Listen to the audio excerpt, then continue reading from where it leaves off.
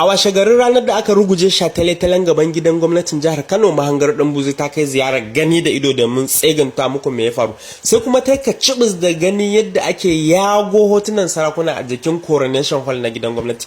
Sai mahangar ta tuna a da iya Muhammadu Sunusi ne sarki a jihar Kano, kuma da hoton shi aka yi wa Coronation Hall kwalliya.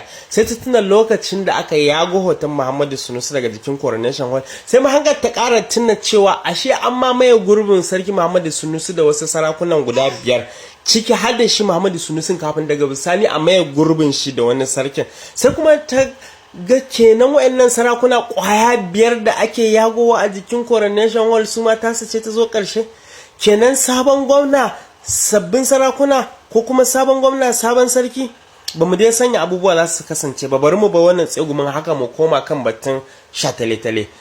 An bada dalilai da yawa da suka sa aka ruguje shataletale, amma dai dalilin da ya fi ɗaukar hankalin mahangar Dambuzi shine batun gosulo. Za ku iya ganin duka tituna kwaya 4 da suka haɗe da gosulo da kuma gate ɗin gidan gwamnati makil suke da motoci ba sa ma ko motsawa, kasancewar ba a kai ga ruse kasan shataletalen gaba ɗaya ba. Izo yanzu iya kulle sama aka ruguje. Kai kenan shataletalen ma da buradin mahaukaciya aka yi shi. Yanzu dai an ruguje saman, gosulo kuma nana a saman, kuma za mu iya ganin 'yan cin ganimar karfe ga sunan ana ta gwangwan. Amma me